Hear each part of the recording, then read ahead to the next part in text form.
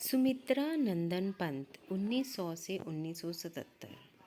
20 मई 1900 को उत्तराखंड के कसौनी अल्मोड़ा में जन्मे सुमित्रा नंदन पंत ने बचपन से ही कविता लिखना शुरू कर दिया था। 7 साल की उम्र में स्कूल में काव्य पाठ के लिए पुरस्कृत हुए। 1915 में स्थायी रूप से साहित्य सृजन शुरू किया और छायावाद के प्रमुख स्तंभ के रूप में जाने गए।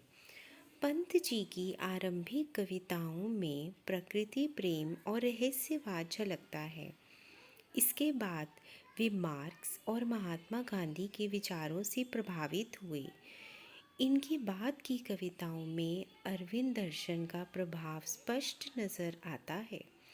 जीविका के क्षेत्र में पंत जी उदय शंकर संस्कृत केंद्र से जुड़े, आकाशवाणी के परामर्शदाता रहे, लोकायतन सांस्कृतिक संस्था की स्थापना की। 1961 में भारत सरकार ने इन्हें पद्म भूषण सम्मान से अलंकृत किया।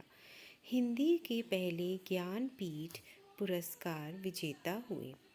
पंत जी को कला और बूढ़ा चांद कविता संग्रह पर 1960 में साहित्य अकादमी पुरस्कार, 1959 में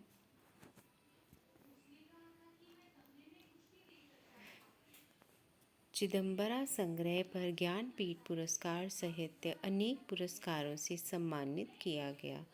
उनका निधन 28 दिसंबर 1977 को हुआ।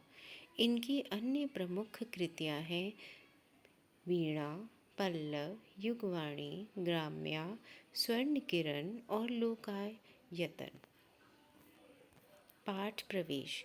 भला कौन होगा जिसका मन पहाड़ों पर जाने को न मचलता हो, जिन्हें सुदूर हिमालय तक जाने का अवसर नहीं मिलता, वे भी अपने आसपास के पर्वत प्रदेश में जाने का अवसर शायद ही हाथ से जाने देते हों।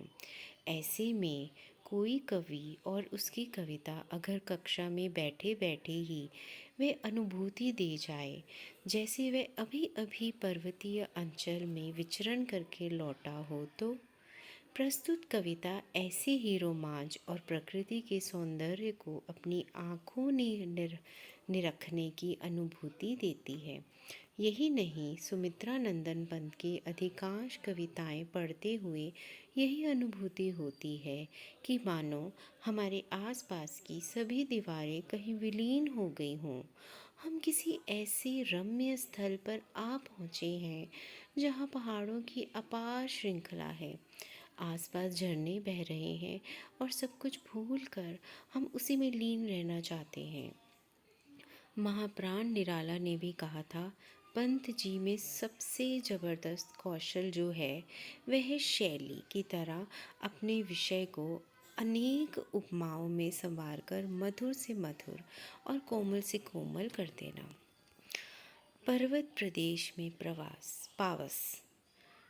पावस ऋतु थी पर्वत प्रदेश, पल पल परिवर्तित प्रकृति वेश, मेघ लाकार पर्वत अपार, अपने सहस्र दृग सुमन फाड़, अवलोक रहा है बार बार, नीचे जल में निज महाकार, जिसके चरणों में पला ताल, दर्पण सा फैला है विशाल, गिरी का गौरव गाकर झरझर, मद में नस नस उत्तेजित कर, मोती की लड़ियों से सुंदर, झरते हैं झाग भरे निर्झर, गिरिवर के उर से उठ उठकर, उच्चाकांक्षाओं से तरुवर, है झांक रहे नीरव नभ पर, अनिभेश अटल कुछ चिंता पर, उड़ गया अचानक लो भूधर फाड़ का अपार पारद के पर।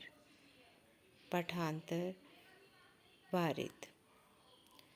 रवशेष रह गए हैं निर्झर, है टूट पड़ा भू पर अंबर, धस गए धरा में सभ्य शाल, उठ रहा धुआं जल गया ताल, यूं जलत यान में विचर विचर, था इंद्र खेलता इंद्रजाल।